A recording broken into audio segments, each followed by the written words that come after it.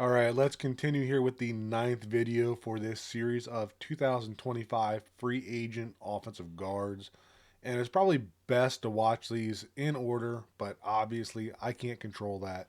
So we're going to power through a few disclaimers here before we get into the film review. Number one is this is a rankings for the Miami Dolphins. Critical piece there because it's not how I view the players overall. It's how I feel they can fit into the existing scheme while helping to fix some of the issues that we had in 2024 as well. You can see that my current rankings are up. The play clips that we're going to look at are short yardage run plays, so that is 1 to 2 yards to go. And the thinking behind that is if a player can succeed in the run game when the pressure is that high, then they can usually hold their own in more neutral situations. All that type of stuff that, you know, control and technique that is needed for the short yardage run game also tends to carry over into pass blocking as well. The clips we look at are not going to be all good, not going to be all bad. Just from that filter, I pulled some of the ones that I feel are relevant. Won't be the same number of clips that we look at for every player. These clips also are going to be in chronological order. We're not going to, do all good and all bad. It's just going to be the order that those plays came up throughout the season. And then finally, these are not the only plays that I personally watch for these players when forming my opinion and ranking them in the end. So next up, we're going to take a look at Dillon Radunz. And it's spelled Radunz, and it's not how I would have guessed it was pronounced, but that's how it's reported on the pronunciation guide for the Titans roster, so that's what I'm going to use. He was drafted in the second round of 2021, which is close company with current Dolphins Liam Eichenberg and Jackson Carman, along with some of the other players we've looked at in this series. So as we come over to the film review portion, he's going to be your right guard, number 75 for the Titans here. And our first play here is going to be inside zone to the left. And as you can see, not a good rep from our guy Radunz here. Gets off the ball in decent position here, right? Trying to get that helmet to that far armpit, basically. And then from here, would like to see him get vertical push. There's not really a combination block from Cushenberry here, which is not typically what you see, but that's what the Titans seem to be doing here. And that defensive tackle does a good job of two-gapping Radunz there. Gets off the ball. He's got his eyes in the backfield, and he's able to peek and shed and make that play. So not a good way to start out in the film review here. Next play, again, right tackle here. So this is going to be inside zone to the right, and we get a bit of a better rep here from Radunz. So off the snap, this defender has outside leverage. Coming off the ball and fitting into that defender, and he's going to, stay to the outside, maintain that outside leverage, and that's fine in a zone blocking scheme. So from here, the idea is that, if that defender is going to commit to that outside leverage, then Radunz just has to make sure that he stays committed to that outside leverage. And that's what we get here. Get a little bit of movement and what would have been a conversion in this situation running right behind Radunz. Next play. So this is going to be crack toss, which is something that we see a decent amount in Miami in 2023 and less in 2024. But the idea here is essentially, the tackle is pulling, but everybody else is outside zone. So we're going to be looking basically at a combination block between the center and Radunz there on the nose tackle. And this is a good play in terms of the quickness out of the stance here. You can see that this nose tackle is starting up in a zero technique, lined up directly over the center here.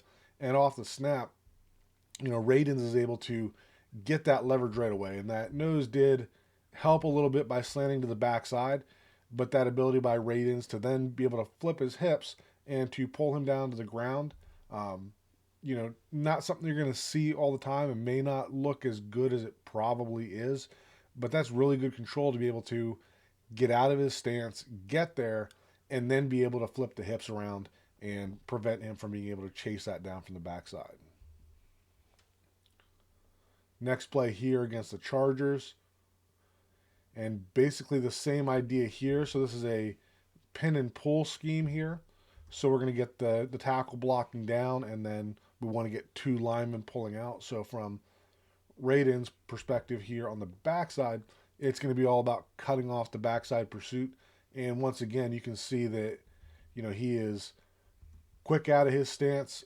That defender's not slanting the same way the nose was, but Radunz is still able to get there, get his hips around, and, yes, this player is able to chase from the backside, but, this is exactly what you want. You want this block to be cut off, and if that player is going to chase from the backside, as long as everything is blocked right on the front side, this guy is never going to be a factor. So not a dominant block, but still exactly what you want to see. Next play is going to be against the Vikings. And here we're getting some inside zone to the left. And we can see that we've got a combo block between Radunz and the right tackle here. As they come off the snap here, that defensive tackle is slanting to the inside. So Radunz is a little far to the left, on contact, but that's based on where that tackle was originally. Does a good job of holding him up there. And then, there's a bit of movement before he climbs. I would really like to see him stay on that block longer. That linebacker really hadn't declared that he was coming up to make that play. So I would like to see them, get a little more hip to hip on this combo block, try to drive this guy further, and wait to come off on that linebacker until he's, a more immediate threat in that situation.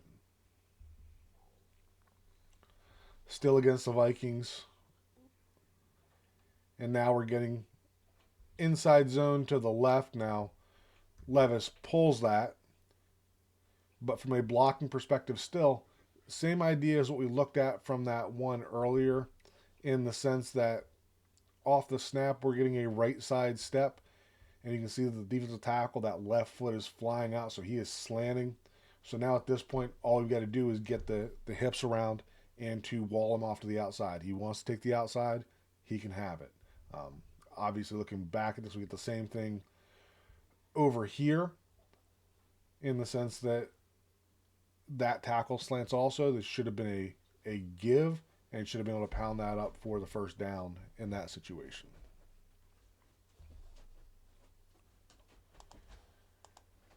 Next play here, facing towards you now. So this is going to be on the right side over here. And this is just outside zone blocking again. So we're going to get the combo block. In this situation, it's right guard, right tackle. And they're working to number 33. Had an issue with the blocking out here, where both of these guys go to number 5, and 23 is running free. Probably should have been your tight end here, getting to 23, since you had the seal block on the outside. But back to who we're looking at, Radunz here. Again, another really good job. So you're looking at a 4-eye defensive tackle here. So, not quite head up, but still not the easiest of angles to get to. And you can see this guy, he's trying to get directly upfield.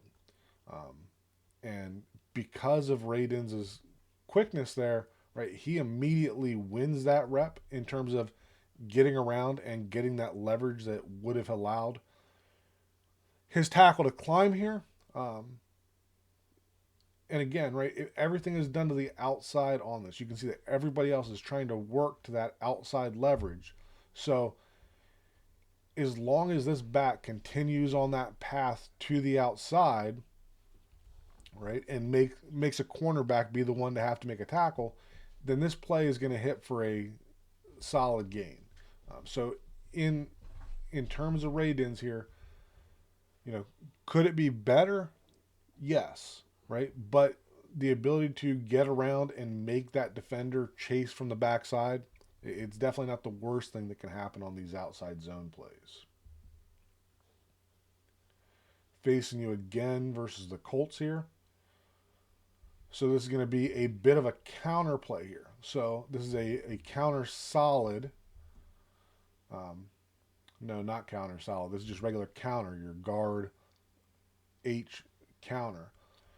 So everybody else here, right, on the front side of this, everybody is looking to block down, right? Create a wall on that front side, get the guard pulling through to kick out, and then you have your H or F, whatever you want to call this position in this offense, is coming through to lead up.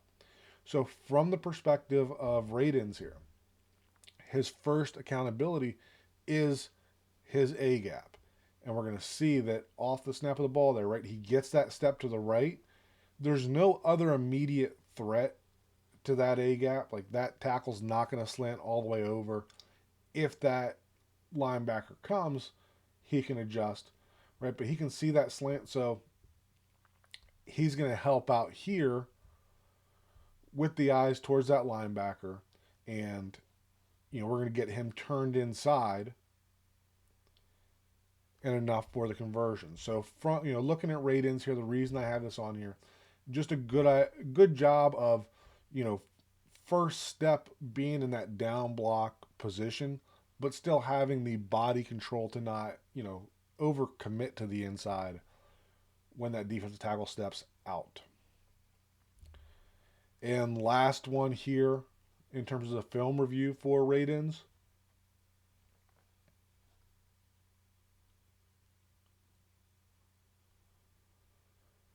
All right, so we are getting more inside zone here. Or I guess more of a dart look with the, nope, just a long trap, just a normal long trap. Okay, so on this, we're going to get the combo block here to this backside linebacker, right? Radunz and your right tackle blocking this 3 technique, and they are comboing to the backside linebacker here. And these guys do a good job of getting in there. The hips are fairly close. They both stay on this block longer. And if you remember the play that we looked at earlier where Radunz had left a little early on the combo block, this is a little more what it should look like, right? Initial contact, you see a little extra in there is what helps push that defensive tackle over, spill him over to the inside before the tackle climbs to the linebacker kind of at the last minute there. He's only got to get there and seal him. Obviously, Radunz was the primary blocker on the combo block here, so a little different situation. But just kind of general education that when we're looking at these combo blocks, we want to see the help block come off as late as possible to seal off that linebacker. All right, so now, most important part of this series is figuring out where Radunz is going to fit in. I don't think that he is anywhere near those top 3, in my opinion. And I think he's also well above these bottom 3. I think he's a better fit than Will Hernandez. I think the strength is better than James Daniels, and just a better fit than Mekhi Becton. So really, for me, my decision is where does he come in down, in this 4 or 5 range. I do think that Fries showed a little better power. I think they're pretty similar players, Will Fries and Dillon Radunz. So if those are your guys, I think that those are pretty closely rated. Trey Smith, like we talked about before, is a very good player, but maybe not the best scheme fit. And I think that, Dillon Radunz, I'm going to put him at number 6, just below Trey Smith, because there were a couple of ugly losses there for Radunz. And, that's the stuff that didn't really exist with Fries. And Smith had some ugly losses as well, but Smith also had some really dominant reps in terms of power that Radunz didn't have. So that's kind of the explanation as to why I am putting Radunz in here at number 6. As always, leave a comment below. Let me know what you think of where these rankings are going, where you agree, where you disagree. And then the final disclaimer here, these rankings are not factoring in Any of the stuff over here, we're not looking at the contract, we're not looking at the background, we're not looking at the injury status. Example there is that even though I have Trey Smith above Dillon Radunz, if Trey Smith comes out at the expected, 20 plus million, and Radunz comes in at 3 or 4, right, then there's a good chance that I'm going to lean towards Radunz just comparing those guys. But if we're looking at these guys just on the field, same dollar amounts, I would have Trey Smith ranked a little bit ahead right now. Thanks for watching. Talk again soon.